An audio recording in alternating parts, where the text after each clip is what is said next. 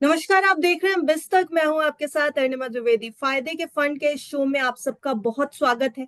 देखिए, बाजार इस समय काफी वॉलेटाइल है। हम हर बार जब भी फायदे के फंड का एपिसोड लाते हैं आपके सामने, पिछले कुछ दिनों से हम आपको लगातार बता रहे हैं कि बाजार में उतार चढ़ाव की स्थिति है। बहुत सारे ऐसे सिनारियोज बन रहे हैं, बहुत सारे ऐसे ट्रिगर्स हैं जो बाजार को इम्पैक्ट कर रहे हैं। और कहीं ना कहीं बाजार के लिए ये जो दौर है ये थोड़ा मुश्किल भरा दिखाई दे रहा है। हालांकि अभी फिलहाल आपके पोर्टफोलियोज में आपको क्या करना चाहिए, कैसे आपको अपने पोर्टफोलियोज को मैनेज करना चाहिए, ये सब कुछ हम फायदे के फंड के थ्रू आपके सामने लाते रहते हैं, सजेशंस लाते हैं, मार्केट एक्सपर्ट से बात करते हैं। तो फिलहाल आज इस शो के जरिए हम बात करेंगे कि डोनाल्ड ट्रंप ने जो ये टैरिफ वॉर छेड़ दी है, जो नए टैरिफ्स लगाए हैं, उसके बाद अब बाजार के ऊपर किस तरीके का असर पड़ रहा है और यहां से क्या आपके म्यूचुअल फंड पोर्टफोलियोज पर भी कोई असर पड़ेगा, और अगर पड़ेगा तो आपको अपने पोर्टफोलियोज को कैसे मैनेज करना चाहिए। और ये पूरी बातचीत करने के लिए हमारे साथ इस समय एक बेहद ही खास मेहमान मौजूद है। आज हमारे साथ यहाँ पर हर्षद चेतनवाला जी मौजूद है। सर नमस्कार, बहुत स्वागत है आपका बिस्तक पर। नमस्कार। बहुत बहुत धन्यवाद मुझे इनवाइट करने का। और हम यही प्रयास करेंगे कि आज के समय में जो इम्पोर्टेंट चीज़ है जो निवेशक को करना है, उसको हम एकदम सिंपल तरीके से बताने की कोशिश करेंगे। जी।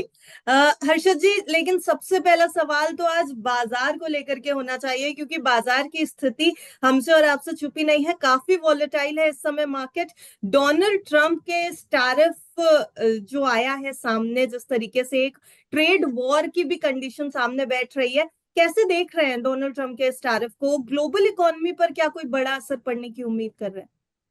जी, देखिए, ये जो इवेंट जो अनफोल्ड हो रहा है, ठीक है, वो कहीं ना कहीं इसका इंडिकेशन था, लेकिन ये पता नहीं है कि किस मैग्नीट्यूड तक, किस हद तक इसका जो इम्पैक्ट है वो आएगा। तो पहली चीज ये है कि आज के समय में अगर देखा जाए तो ये जो ट्रेड टैरिफ वॉर जो है, वो एक इंटरनेशनल इवेंट है और वो सारे विश्व को इम्पैक्ट करेगा, ना कि सिर्फ इंडिया को। हम सबसे इम्पोर्टेंट चीज है जानने का। दूसरी जी। चीज है कि ऐसे एनवायरनमेंट में अक्रॉस द वर्ल्ड जो है अनसर्टेनिटीज जो है ना वो बढ़ जाती है, क्योंकि ये इश्यू जो हम्म। है ये एस्केलेट हो सकता है। राइट, हम्म। क्योंकि अब वो सिनेरियो नहीं रहा जहां पे कोई एक देश जो है वो अक्रॉस द वर्ल्ड अपने टर्म्स डिक्टेट करेगा। तो कहीं ना कहीं हमने अभी जस्ट आपने आपने भी और सभी ऑडियंस ने भी देखा होगा कि कहीं ना कहीं चाइना ने भी अपना टैरिफ जो है वो उन्होंने यूएस के खिलाफ इम्पोज किया है और बढ़ा दिया है। तो जी। ये जो चीज है, ये कहीं ना कहीं हमको ये जो ग्लोबल अनसर्टेनिटी बढ़ा रही है, और इसके वजह से हम देख रहे हैं कि अक्रॉस द वर्ल्ड और विश्व के बाजार और इंडिया के बाजार पे उसका असर हो रहा है। हेंस आज के समय में हमारी राय ये है कि हम थोड़ा सा कॉशियस अप्रोच रखें।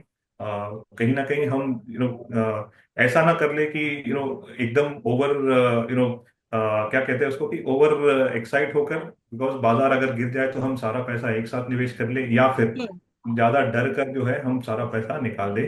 कॉशियस अप्रोच रखना जरूरी है ऐसे एनवायरनमेंट में। और देखिए, ये जो टैरिफ वॉर जब होते हैं ना, तो और इंडिया, खास करके इंडिया का जो एक्सपोर्ट जो यूएस की तरफ है, ठीक है, हम्म। कहीं ना कहीं अगर हमको उस पर इम्पैक्ट तो आएगा, राइट, लेकिन कहीं ना कहीं कुछ सेक्टर्स को बेनिफिट भी होगा। बिकॉज बाकी के देशों को जब उनके टैरिफ रेट जब अगर हाई हो जाते हैं, तो उस पे इंडिया को कहीं ना कहीं वो बेनिफिट आएगा, कुछ सेक्टर्स को आएगा।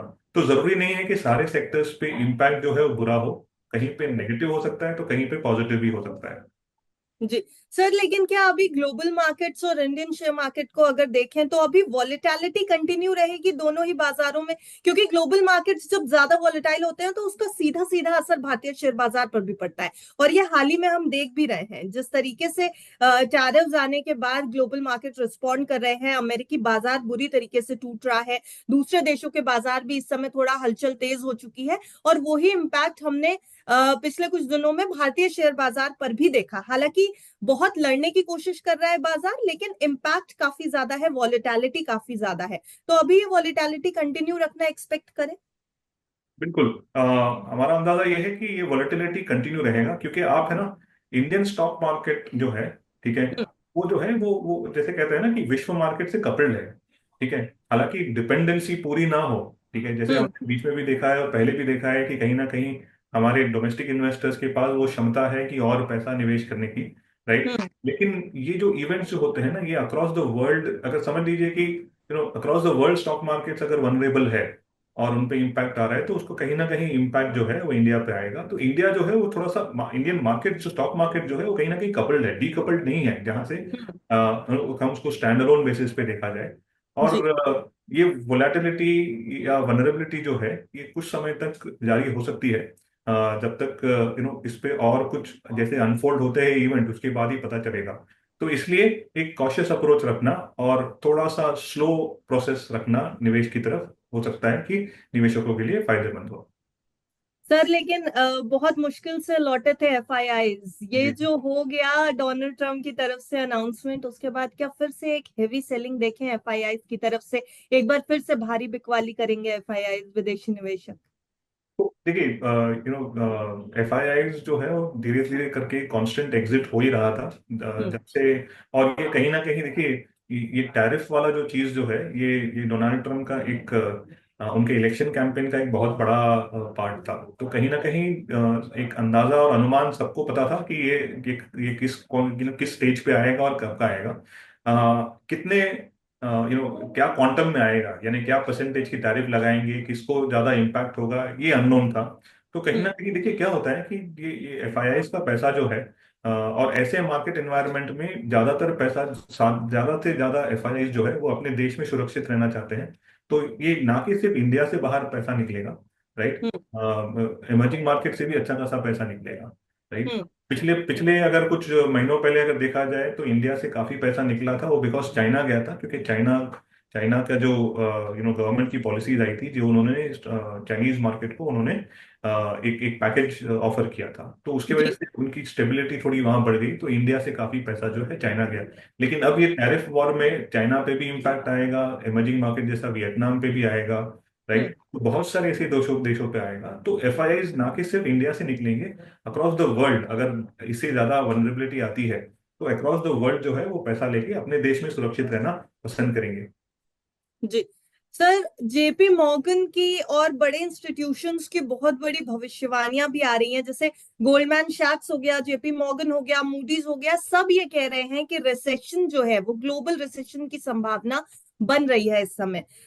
जो टैरिफ वॉर या ट्रेड वॉर जिसे हम कह रहे हैं आम शब्दों में, ये जब से एस्केलेट होना शुरू हुआ है, एक तरफ से डोनाल्ड ट्रम्प ने टैरिफ्स लगाए, दूसरी तरफ से अब दूसरे देश रिटालिएट करने की बात कर रहे हैं, और चाइना ने तो रिटालिएट कर भी दिया है।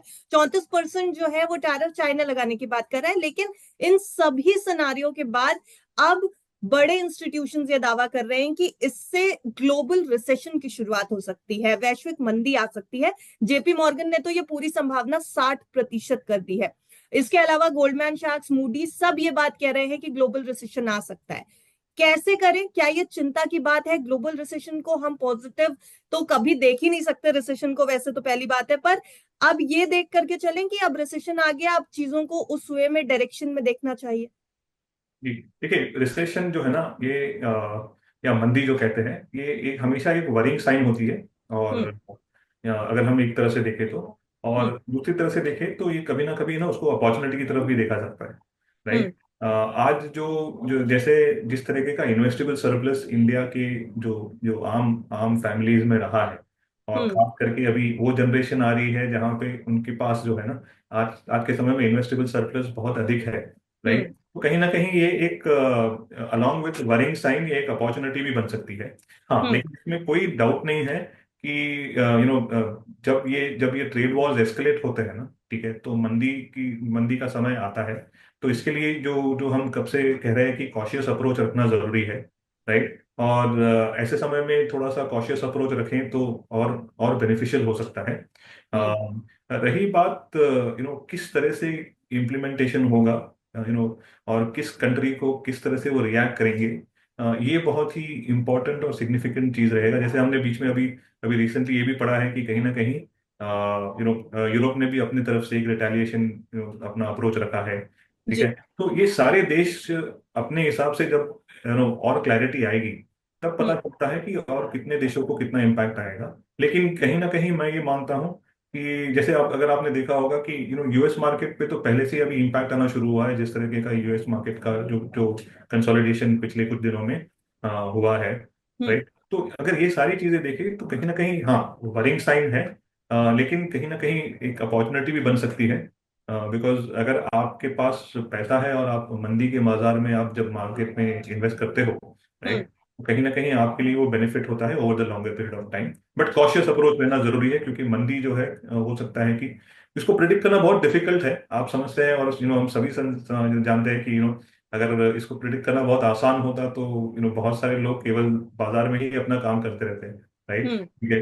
हाँ, लेकिन उस पर ध्यान देना बहुत जरूरी है। जी। तो सर, अगर मंदी के बाजार में निवेश की बात आई गई है तो मैं आपसे ये भी जानना चाहूंगी, क्या स्ट्रैटेजी लेके चलें? क्या ये सही मौका है इस समय बाजार में निवेश करने का? अगर निवेश करना भी चाहते हैं, अगर हम ये मान के चल रहे हैं कि बाजार अभी गिरा हुआ है, अगर अभी निवेश करेंगे तो शायद रिटर्न्स इन फ्यूचर अच्छे हो जाएं हमारे पास, तो क्या स्ट्रैटेजी लेकर के अभी चलना चाहिए निवेश को? जी, देखिए, कभी भी वॉलेटाइल मार्केट में है ना, कैश इज किंग। अगर आपके पास आज के समय में इन्वेस्टेबल सरप्लस है, राइट, और आपका आपका प्रश्न ये है कि आज के समय में किसी के पास पैसा निवेश करने का है तो क्या अप्रोच रखें, हम्म। राइट। तो ऐसे समय में अगर आपके पास कैश है, कैश इन द सेंस आपके पास पैसा है जो आप निवेश करना चाहते हैं, तो हम्म। आप किंग या क्वीन है इन अ वे, राइट, ठीक है। और जो इस समय में जो अप्रोच, जो रणनीति जो रख सकते हैं आप, कि समय में स्लोली इन्वेस्ट करना बेटर होगा, ना कि केवल एक साथ जंप करना कि चलो अब जो है मंदी का समय आ गया है तो हम सारा पैसा एक साथ निवेश करें। तो कहीं हम्म। ना कहीं ग्रेजुअल तरीके से अप्रोच जो है वो हेल्पफुल होगा। अगर आप म्यूचुअल फंड्स की बात करें तो लार्ज कैप ओरिएंटेड फंड्स का में निवेश करना अच्छी चीज होगी, रादर देन आप मिड कैप और स्मॉल कैप की तरफ निवेश करें। टाइम होराइजन जो है आपका, हम्म। राइट, आज बेसिकली क्या होता है कि जब आप इक्विटीज या फिर इक्विटी फंड में निवेश करते हैं तो आप कम से कम 5 साल का होराइजन रखते हैं।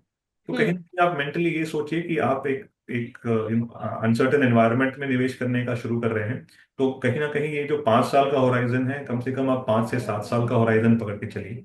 हम्म। टाइम होराइजन बहुत बहुत ही इंपॉर्टेंट होता है। और हम्म। अगर आपका टाइम होराइजन 5 से 7 साल का है तो ही इस समय में निवेश करके आप आगे बढ़िए। लार्ज कैप ओरिएंटेड अप्रोच रखें तो और बेटर होगा, राइट। हम्म। और अगर आपको कोई भी पैसा, और ये हो गया कि ये तो रणनीति है कि अगर मेरे पास पैसा है और मुझे निवेश करना है, लेकिन हम्म। दूसरी रणनीति ये भी होगी कि अगर मुझे, जो मैंने वर्षों से पैसा इन्वेस्ट किया है हम्म। और वो मुझे अभी समझ लीजिए 6 महीने 1 साल में चाहिए, तो उसका हम क्या करेंगे, राइट। जी। ठीक है। जी। तो कहीं ना कहीं वहां पर भी है, जो है आप उसको धीरे धीरे करके डी रिस्क करने का शुरू कीजिए, राइट। क्योंकि अगर आपको समझ लीजिए पैसा अगर 6 महीने या फिर 1 साल के बाद चाहिए, और हम्म। सडनली मार्केट जो है, because of this global tariff war, अगर मार्केट और करेक्ट होगा ना तो आपका अक्यूमुलेटेड पैसे पे इम्पैक्ट बहुत ज्यादा आएगा, राइट। हम्म। तो उसके लिए आप धीरे धीरे करके SWP या फिर सिस्टमैटिक विड्रॉल प्लान के हिसाब से आप थोड़ा थोड़ा पैसा जो है आपका इक्विटी से डेट की तरफ या फिर बैंक में जाके पार कर दीजिए, तो आप उस पैसे को डी रिस्क कर पाएंगे, राइट। तो हम्म। ये अप्रोच जो है आप इसको फॉलो कर सकते हैं हमारी राय में। हाँ। और हम ये मानते हैं कि ये समय जो है इसको धीरे धीरे करके ग्रेजुअली आपका निवेश करने में बेटर होगा, rather than just jumping on conclusion कि चलो अब बुरा समय आ गया है तो सब निकाल लें, या फिर अच्छी खासी गिरावट हो गई तो हम सारा पैसा एक साथ डाल दें। जी। तो सर, अभी जो बाजार की स्थिति है उसके हिसाब से आप एसआईपी में ज्यादा फोकस करने की सलाह देंगे रेदर देन लमसम? तो देखिए, SIP एक ऐसी चीज है ना जो हर मार्केट कंडीशंस में काम आती है, राइट। हम्म। बिकॉज जो भी SIP में निवेश करते हैं ना वो जानते हैं कि हम ये पैसा जो है वो लंबे समय लॉन्ग टर्म के लिए निवेश कर रहे हैं। हम्म। और रिसेशन की जब बात होती है, मंदी की जब बात होती है, तो ये पहला सिनारियो नहीं है जब मंदी का सिनारियो है, क्योंकि इसके पहले भी बहुत समय ऐसा हो चुका है, राइट। उसके बाद भी जो है इंडिया ग्रो करता है, इंडिया का GDP ग्रो करता है, राइट। हम्म। अगर हम बात करें 1980 से लेके अब तक, ऐसे सिनारियोज बहुत टाइम हो चुके हैं, लेकिन इंडिया का एवरेज ग्रोथ जो है वो अराउंड 6.2 to 6.5% है, इंडिया का एवरेज GDP ग्रोथ, जी। राइट। तो ऐसे जी। सिनेरियो आते रहेंगे, और ये जरूरी नहीं है कि ये फर्स्ट टाइम है या लास्ट टाइम है। तो ऐसे समय में अगर आपकी जो SIP जो है वो हर समय चलता है और आप हम्म। उसको फॉलो कर सकते हैं। लमसम जो है, जो आप कहते हैं कि एक टाइम पे निवेश करना, वहां पर जो है हम ये सजेस्ट कर रहे हैं फिलहाल, और ये हम हमारे क्लाइंट्स के लिए भी फॉलो कर रहे हैं कि हम्म। अराउंड अराउंड 15 to 20% हम जो है वो इक्विटी हम्म। फंड में इमीडिएटली जा रहे हैं, खास करके लार्ज कैप ओरिएंटेड में। और हम्म। बाकी का जो पैसा है हम एसटीपी या एसआईपी रूट से अगले 6 से 9 महीने में हम उसको स्प्रेड कर रहे हैं। तो ये जी। एक रणनीति होगी जहां पे, और एक और इसका एडवांटेज ये होगा कि समझ लीजिए यहां से अगर बाजार करेक्ट भी होता है, राइट, तो आपके पास जो है ना, आपके पास पैसा आपके बैंक में है या फिर लिक्विड फंड्स में है, जहां से आप उसको इमीडिएटली इक्विटी फंड्स में निवेश कर सकते हैं, और जो जो अगर बाजार गिरता है तो उसका एडवांटेज भी ले सकते हैं। तो लमसम के लिए अराउंड 15 to 20% एक साथ आप इक्विटीज में देख सकते हैं, और बाकी जो है एसआईपी और एसटीपी रूट, एसआईपी आप कभी भी कंटिन्यू कर सकते हैं। जी सर, यहाँ पर एक चिंता और निवेशकों की है कि जो ऑलरेडी इन्वेस्टेड हैं बाजार में, जो ऑलरेडी गिरावट देख रहे हैं इस समय, उनकी सबसे बड़ी चिंता ये है कि ये लगाया हुआ पैसा वापस आएगा या नहीं। बाजार की रिकवरी में अभी और कितना समय लग सकता है सर, निवेशकों की ये बहुत बड़ी चिंता है।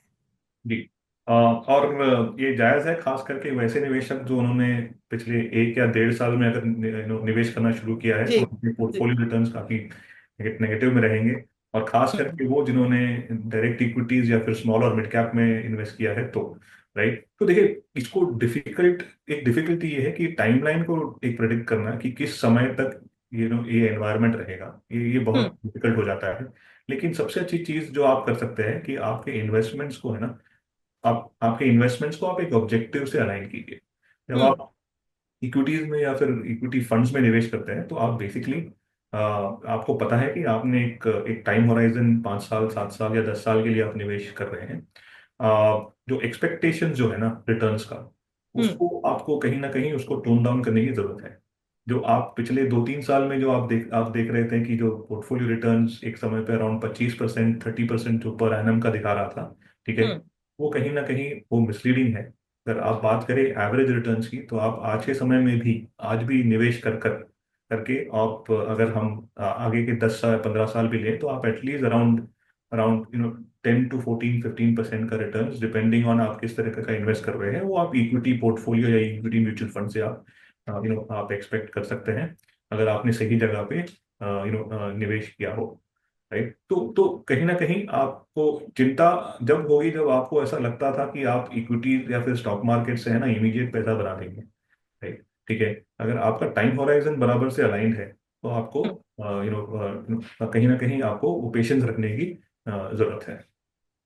जी सर, जब बाजार इस वॉलेटाइल स्थिति में आता है तो ऐसे समय में पोर्टफोलियोज पे बहुत मेजर असर पड़ता है हर निवेशक के, क्योंकि हमारे इन्वेस्टमेंट्स बहुत ज्यादा तरीके से डाइवर्सिफाइड होते हैं। हम अपने पोर्टफोलियो को मैनेज करने के लिए अलग अलग तरीके के एसेट एलोकेशन करते हैं। ऐसे समय में किस चीज से हम अपना बैलेंस पोर्टफोलियो मेंटेन कर सकते हैं, क्या ध्यान में रखना चाहिए? Large cap, mid cap, small cap, इस तरीके के जब फंड्स में हम निवेश कर रहे हैं, तो क्या ध्यान में रखना चाहिए? क्या लार्ज लार्ज कैप और मिड कैप में एसेट एलोकेशन अभी वॉलेटाइल मार्केट में कैसे करें बेसिकली? जी।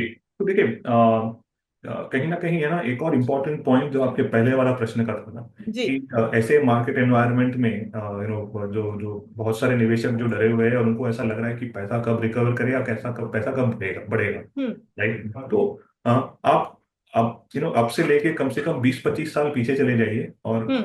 एक 7 साल का भी आपका टाइम होराइजन जो है, ठीक है, हम्म। ये मैं नहीं कह रहा हूँ, ये डेटा कह रहा है, हम्म। राइट, कि बीएसई सेंसेक्स का अगर पकड़े, तो अगर आपका कोई भी रोलिंग 7 साल ले ले, यहाँ से पीछे से कोई भी डेली रोलिंग पे चले जाइए आप, तो 7 साल का अगर आपका होल्डिंग पीरियड है, तो आपने कभी नुकसान नहीं किया है, हम्म।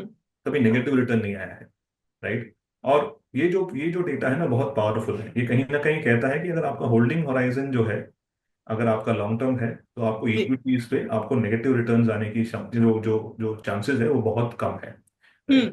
और आप कोई भी होराइजन ले लीजिए रोलिंग रिटर्न्स का, आप हम्म। 1 साल ले लीजिए, 3 साल ले लीजिए, 5 साल ले लीजिए, 7 साल 10 साल 15 साल भी ले लीजिए, ठीक है। वो मीडियम रिटर्न्स जो है ना ऐसे साइकिल्स की, वो तकरीबन आती है 12 से 14% के आसपास, राइट। तो ये जो कहीं ना कहीं ये कह रहा है कि हमको जो है इन्वेस्टिंग अगर मेरा लॉन्ग टर्म के लिए मैं कर रहा हूँ, तो मुझे कोई रिएक्शन की जरूरत नहीं है ऐसे समय में, हम्म। फोकस्ड और इन्वेस्टेड तरीके से चलना बहुत अच्छी अच्छी चीज रहेगी। और कहीं ना कहीं जो जो एस आई पीस के द्वारा जो आप इन्वेस्ट कर रहे हैं उसको आप कंटिन्यू कर सकते हैं। देखिए, म्यूचुअल फंड मैनेजर्स जो होते हैं ना, वो एक बेटर पोजीशन में होते हैं ये कॉल्स देने की कि पोर्टफोलियो में क्या चेंजेस करना है क्या नहीं करना। हम्म। राइट, बिकॉज उनके पास एक पूरी टीम होती है जो मार्केट कंडीशंस के हिसाब से उसको पोर्टफोलियो को मोल्ड करती है।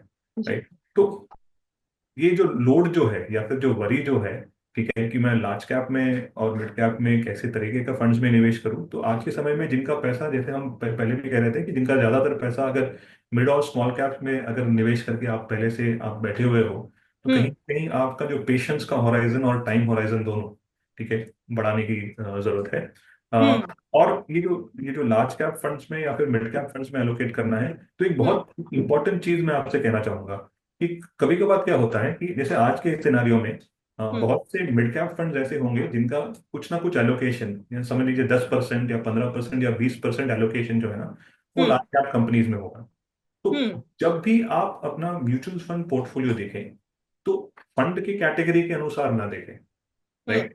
फंड के कैटेगरी अनुसार मतलब आप ये अज्यूम मत कीजिए कि आप अगर मिड कैप फंड में डाल रहे हैं तो सारा पैसा केवल मिड कैप में जाएगा। उसमें कुछ पैसा जो है ना वो लार्ज कैप में जाएगा, कुछ मिड और कुछ स्मॉल कैप में जाएगा। तो आप जब अपने म्यूचुअल फंड पोर्टफोलियो को देखें और एसेट एलोकेशन या फिर मार्केट कैपिटलाइजेशन एलोकेशन को देखें ना, ठीक है, हम्म। तो आप ओवरऑल पोर्टफोलियो लेवल पर देखें। राइट। अगर आपका 100 रुपया 4 या 5 फंड के द्वारा निवेश हुआ है, तो 100 रुपए का जो है वो कौन सी कंपनीज है। राइट। और आज के समय में अगर आपका जो ओवरऑल पोर्टफोलियो 60 to 70% अगर लार्ज कैप कंपनीज में है, ठीक है, हम्म। 20 से 25% अगर मिड कैप में है और 5 से 10 अगर स्मॉल कैप कंपनीज में है, तो ये जो है ना, ये अच्छा एक एलोकेशन होगा आगे जाके आपको पोर्टफोलियो में। आप उसको अच्छा रिटर्न्स और विथ थोड़ा सा जर्क्स जो है वो कम लगेंगे जब हम्म। बाजार आपके फेवर में नहीं होता। जी।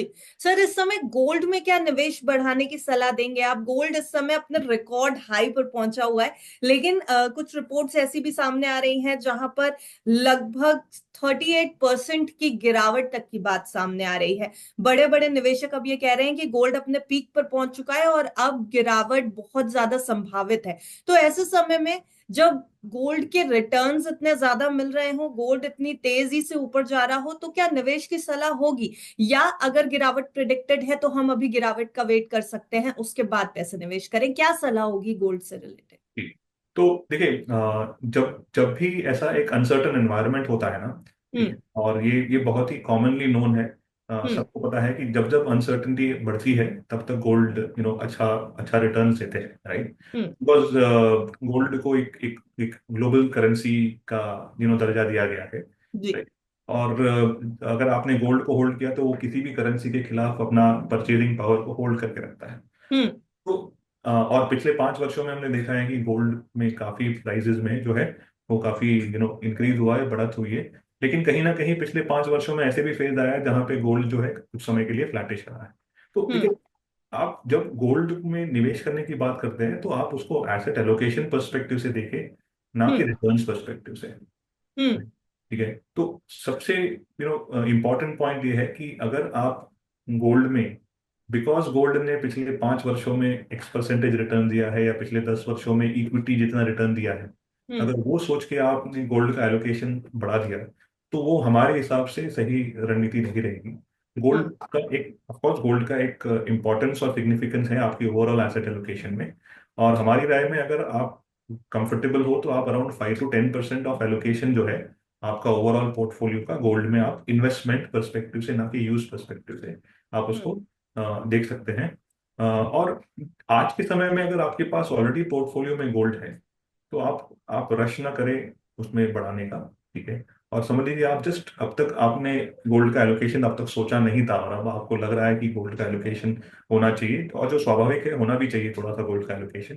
तो आप उसको धीरे धीरे करके बिल्ड करें, ना कि बिकॉज देखिए गोल्ड का प्राइस जैसे आपने कहा एक ऑल टाइम पीक पे है। हम्म। और देखिए, अगर यहाँ से अगर ये जैसे अनफोल्ड होगा इवेंट और कहीं ना कहीं ये जब सेटल हो जाएगा ना, राइट, तो वो एनवायरनमेंट में हो सकता है कि गोल्ड आपको और अच्छा मौका दे एक हम्म। बेटर प्राइस में एंटर करने के। तो आप उसको ग्रेजुअली आप एलोकेशन बढ़ाएं। राइट, ना कि पूरे करेक्शन का वेट करें और या फिर ना भी ऐसा ऐसा भी ना करें कि पूरा पैसा आज के समय में लगाए ये सोचकर कि गोल्ड ने जिस तरीके का परफॉर्मेंस या रिटर्न दिया है वो आगे जाके भी देगा। Because historically over a longer period of time gold has done better than inflation by 2 और 3%। आप जी। ये इसके लिए आप रिटर्न्स पर्सपेक्टिव से गोल्ड में निवेश न करें, एसेट एलोकेशन पर्सपेक्टिव से उसको देखें। जी सर, अगर एसेट एलोकेशन पर्सपेक्टिव से गोल्ड को देख रहे हैं तो लगभग कितना हमारे पूरे पोर्टफोलियो का गोल्ड में अलोकेटेड होना चाहिए, किस तरीके से एसेट एलोकेशन करें, ये भी समझना चाहेंगे। जी। तो हम यूजुअली सजेस्ट करते हैं कि डिपेंडिंग आपके कंफर्ट के हिसाब से 5 to 10%, और अगर आपको और थोड़ा सा कंफर्ट चाहिए तो अराउंड हम्म। 15% के आसपास आप ओवरऑल गोल्ड का। लेकिन हमारी राय में sweet spot is around 10%। Ten hmm. Percent के आसपास अगर आपके पास गोल्ड है, और खास करके ये ऐसे लोगों के लिए भी काम आता है जिनको, समझ लीजिए, जिनके बच्चे अभी बड़े हो रहे हो, जी। और जो ये सोच रहे हैं कि उनके बच्चों को किसी स्टेज पे एटलीस्ट फर्दर स्टडीज के लिए वो अब्रॉड भेजेंगे। कहीं हम्म। ना कहीं गोल्ड जो है ना, वो सारे करेंसीज के खिलाफ एक उनका वैल्यू को होल्ड करके रखते हैं। हम्म। राइट। तो ये उनके लिए और बेनिफिशियल हो जाता है। लेकिन अराउंड अराउंड 10% के आसपास इज अ डिसेंट एलोकेशन। और आज के समय में रश ना करें, धीरे धीरे करके बढ़ाएंगे, because at the end of the day gold का भी एक जो होल्डिंग जो है आपके ओवरऑल पोर्टफोलियो में, वो लंबे समय तक का है। ऐसा नहीं है कि आज हम्म। खरीद दो कल बेच दो। जी सर, इक्विटी फंड्स में लोगों की दिलचस्पी बहुत बढ़ी हुई है, लेकिन इस समय बाजार गिरा है। जनरली लोग जब म्यूचुअल फंड्स में भी निवेश करते हैं तो ज्यादातर इक्विटी फंड्स की तरफ भी देखते हैं। इस समय जो बाजार की स्थिति है उसमें क्या अपने इक्विटी फंड से एलोकेशन को कम कर देना चाहिए बाजार को देखते हुए? देखिए, मैं एक चीज कहूंगा कि आपका एसेट एलोकेशन जो है ना, हम्म। ठीक है, ये आपके फाइनेंशियल गोल्स और ऑब्जेक्टिव्स के हिसाब से होना चाहिए, ना कि मार्केट की स्थिति के हिसाब से। राइट। जी। राइट। आज अगर आप समझ लीजिए कि हम और आप निवेश कर रहे हैं, और हम हमारे हो सकता है रिटायरमेंट के लिए करते हो या फिर हमारे बच्चों के एजुकेशन के लिए करते हो। हम्म। राइट। अगर हम इसके लिए निवेश कर रहे हैं तो हमको पता है कि टाइम होराइजन 10 साल, 15 साल, 20 साल है। राइट। हम्म। तो इसमें अगर मैंने डेट कंपोनेंट में निवेश कर लिया, राइट, तो कहीं ना कहीं उसका रिटर्न्स पे इम्पैक्ट आएगा, क्योंकि मेरा होल्डिंग कैपेसिटी और होल्डिंग होराइजन काफी लंबा है। राइट। हम्म। तो इक्विटीज हमको पता है कि अच्छा रिटर्न्स दे सकते हैं। तो ये एसेट एलोकेशन जो है ना, ठीक है, ये आपके ओवरऑल सारे फाइनेंशियल गोल्स के हिसाब से अगर आप उसको अलॉट करोगे और उसके हिसाब से निवेश करोगे, तो आप और बहुत अच्छी पोजीशन में रहोगे ओवरऑल पोर्टफोलियो की तरफ देखने की तरफ। ना कि केवल सिचुएशन के हिसाब से कि चलो अब जो है स्टॉक मार्केट्स में वनरेबिलिटी आ रहा है तो हम इक्विटी एलोकेशन कम करते हैं। खास करके अनसर्टन मार्केट्स में, फॉलिंग मार्केट्स में निवेश करना और बेनिफिशियल होता है। राइट। और ये हम और आप सभी जानते हैं। तो हम्म। उसका एडवांटेज है अगर गिरती बाजार में आप निवेश करें। लेकिन एक प्रश्न ये भी आता है कि it is very difficult to, हम कहते हैं ना कि it is very difficult to catch a falling knife. गिरती बाजार को पकड़ना बहुत मुश्किल है। जी। लेकिन किस हद तक बाजार गिरेगा ये ना कोई प्रिडिक्ट कर पाया है। तो इसलिए ऐसे स्टेजेस पे, ऐसे ऐसे टाइम पे आप धीरे धीरे करके आप निवेश करते जाइए, वो हमेशा बेटर रहेगा। कॉशियस अप्रोच ऐसे समय में रखना जरूरी है, लेकिन एलोकेशन जो है वो आपके गोल्स के हिसाब से होना चाहिए, ना कि बाजार की सिचुएशन के हिसाब से। जी सर, एक्टिव और पैसिव फंड्स के बीच का एक डिफरेंस आपसे जानना चाहेंगे, क्योंकि आजकल ये टर्म्स जो है वो बहुत कॉमन हो गए हैं जब से लोगों का निवेश की तरफ थोड़ी जागरूकता बढ़ी है। ये दो तरीके के फंड्स जो है वो बहुत उभर करके सामने आ रहे हैं। हाल के समय में पैसिव फंड्स भी बहुत तेजी से बढ़ते नजर आ रहे हैं। तो बेसिकली एक्टिव और पैसिव फंड्स होते क्या है, और ये जो बहुत पॉपुलैरिटी हो रही है पैसिव फंड्स की, इतनी तेजी से बढ़ रहे हैं, वो क्या वजह है उसके पीछे? जी। तो देखिए, जैसे उसका नाम सजेस्ट करता है, हम्म। एक्टिव फंड्स वो है जहाँ पे फंड मैनेजर्स और उनकी फंड मैनेजमेंट टीम जो है, हम्म। वो उस पोर्टफोलियो को कंस्ट्रक्ट करते हैं, वो हम्म। कंपनीज पे रिसर्च करते हैं, और कंपनीज पे रिसर्च करके उनको जाके मिलते हैं, उनकी कंपटीशन को देखते हैं, बहुत सारे क्राइटेरिया के हिसाब से आपका पोर्टफोलियो बिल्ड करते हैं। हम्म। पैसिव फंड वो है जो बेसिकली आपके किसी भी इंडेक्स को, जैसा निफ्टी 50 हो गया, या बीएसई सेंसेक्स हो गया, सेंसेक्स 50 हो गया, या मिड हम्म। कैप 150, या जो भी अभी जो इतने सारे जो पैसिव फंड्स जो आए हैं अलग अलग इंडेक्स के नाम से, क्योंकि अल्फा बीटा ये सारे जो नए नए टर्म्स आए हैं, राइट, हम्म। क्वालिटी, मोमेंटम, ठीक है, ये एक इंडेक्स बनाते हैं। ठीक है। और जैसे एनएससी ने बनाया होगा इंडेक्स, या फिर बीएसई ने बनाया होगा, हम्म। तो वो इंडेक्स में जो भी स्टॉक्स है, जो भी कंपनीज है, उसमें वे निवेश करते हैं। हम्म। राइट। तो उसमें जो है वो मार्केट कैपिटलाइजेशन, और पैसिव फंड्स में आप मार्केट कैपिटलाइजेशन और जो क्राइटेरिया के बेसिस पे जो पोर्टफोलियो बनाया है उसी में निवेश करते हैं। ठीक है, वो कोई भी एंगल से उसमें फंड मैनेजर का कोई पर्सपेक्टिव नहीं होगा, कोई व्यू नहीं होगा। वो बेसिकली जो है वो उसको मिमिक करेंगे। राइट। ठीक है। तो तो दिस इज द वे आप पैसिव फंड को आप पोर्टफोलियो बनता है। राइट। तो इन दोनों में ये सबसे बड़ा अंतर है। और अगर आप ये पैसिव और एक्टिव की बात कर रहे हैं तो कहीं ना कहीं हमारी राय हमेशा ये रही है कि आप पैसिव फंड में निवेश करें। राइट। तो कहीं ना कहीं कुछ एलोकेशन आप पैसिव में रख सकते हैं, लेकिन पैसिव वही फंड जो बेसिकली निफ्टी 50 या फिर निफ्टी नेक्स्ट 50, यानी large cap oriented passive funds hmm. में निवेश करें। राइट। और इसका मैं एक छोटा सा एग्जांपल लूंगा कि देखिए, जैसे आप स्मॉल कैप और मिड कैप स्पेस ले लीजिए। राइट। हम्म। तो स्मॉल कैप और मिड कैप स्पेस में अगर आप देखेंगे तो ये ऐसी कंपनीज है जहां पे आपको उन कंपनीज में निवेश करने के पहले जानना बहुत जरूरी है, समझना बहुत जरूरी है। राइट। तो कहीं ना कहीं एक्टिव फंड्स का वहां पे, एक्टिव फंड मैनेजर्स का वहां पे रोल है। राइट। हम्म। ठीक है। और आप अगर ऐसी ऐसी कंपनीज में जो अभी जस्ट समझ लीजिए उभरती होगी और उनके पोटेंशियल बहुत है, लेकिन आप केवल उनको मार्केट कैपिटलाइजेशन के हिसाब से निवेश करेंगे तो कहीं ना कहीं रिस्क एलिमेंट ज्यादा हो जाता है। तो आप पैसिव को देखें तो large cap oriented passive funds are better. Right. जैसे निफ्टी 50 हो गया। ठीक है। और ना कि आप मिड कैप और स्मॉल कैप वाले जो इंडेक्स फंड्स है या फिर पैसिव फंड्स है उसको देखें हमारी राय में। राइट। और एक एक ऑफकोर्स एक दौर ऐसा भी आया था जहां पे सारे कंपनीज ने अपने पैसिव फंड निकाल दिए अलग अलग नाम से, जैसे कुछ किसी ने मोमेंटम निकाल दिया तो किसी ने क्वालिटी निकाल दिया। राइट। तो ये सारे जो है ये एक तरीका है पोर्टफोलियो को बिल्ड करना। राइट। लेकिन एक चीज हमको समझना है कि ये पैसिव फंड्स में केवल मार्केट कैपिटलाइजेशन और क्राइटेरिया के हिसाब से ही वो पोर्टफोलियो बनता है। फंड मैनेजर का कोई एक्टिव रोल होता नहीं है।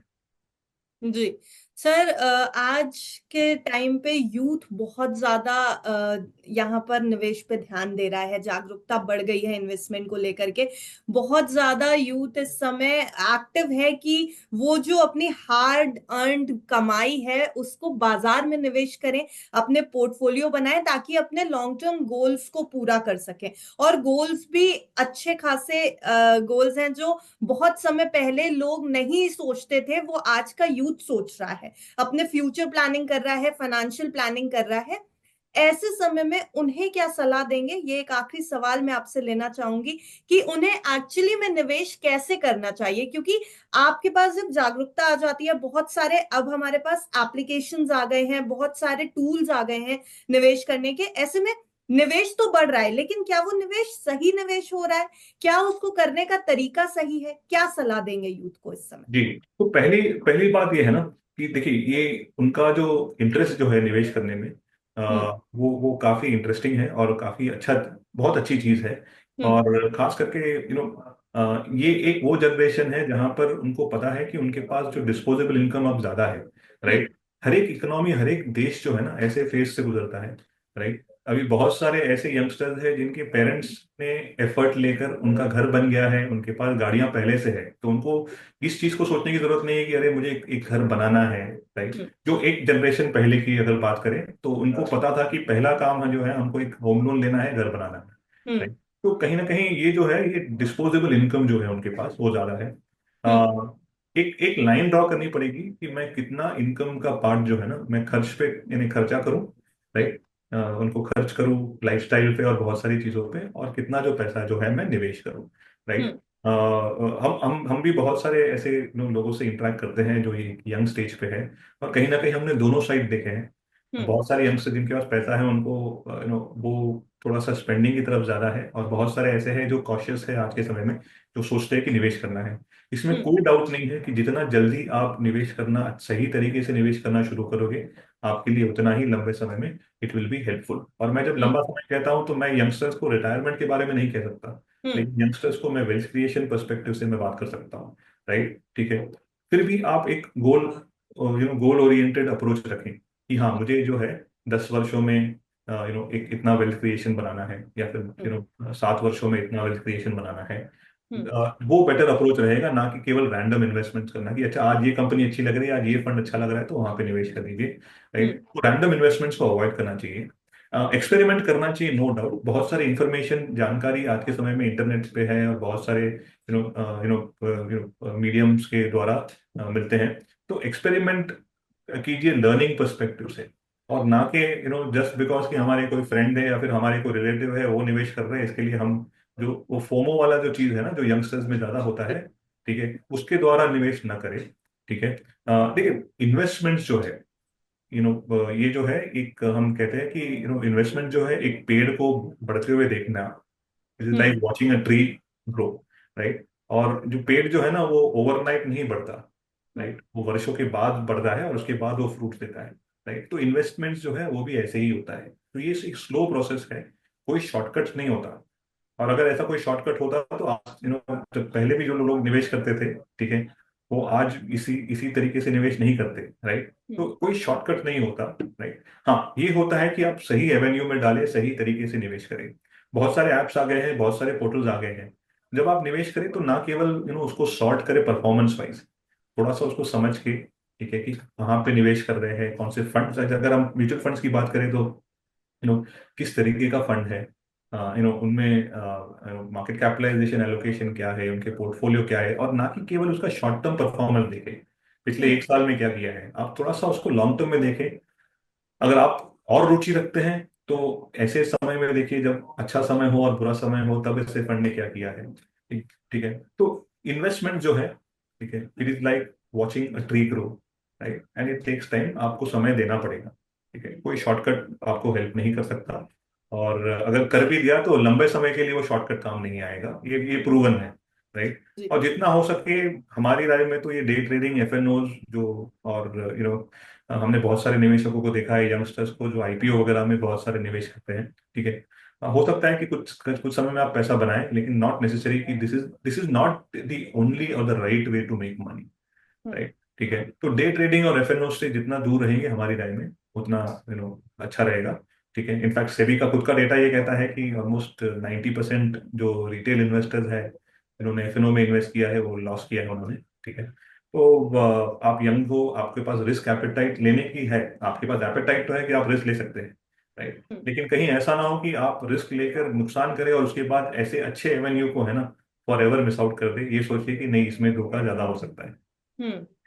राइट। तो equities are one of the best way for youngsters to invest. ठीक है। जी। लेकिन एक अच्छा टाइम होराइजन पकड़ के, और एक गोल ऑब्जेक्टिव ओरिएंटेड पकड़ के, और पेशेंस रखे, आप उसको बिल्ड कर सकते हैं। जी। हर्षद जी, हमारे साथ आज आप जुड़े, आपने बहुत सारी म्यूचुअल फंड से रिलेटेड जो मिथ्स थे, जो क्वेश्चंस हमारे पास आ रहे थे लगातार, हमारे व्यूअर्स के, जो हमने आपके सामने रखे हैं। ये पूरा इंटरव्यू जो हम कंपाइल करते हैं हर्षद जी, वो बेसिकली व्यूअर्स की ही चिंता है, व्यूअर्स के ही क्वेश्चंस हैं जो हमसे लगातार वो पूछते रहते हैं, और इसलिए हम आप लोगों से इनके ऊपर एक्सपर्ट व्यूज लेते हैं। उन सबका जवाब देने के लिए, हमारे साथ जुड़ने के लिए आज आपका बहुत बहुत शुक्रिया। धन्यवाद, थैंक यू। तो हर्षित जी के साथ आज इस वीडियो में हम लोगों ने म्यूचुअल फंड इंडस्ट्री को थोड़ा एक्सप्लोर करने की और कोशिश की है।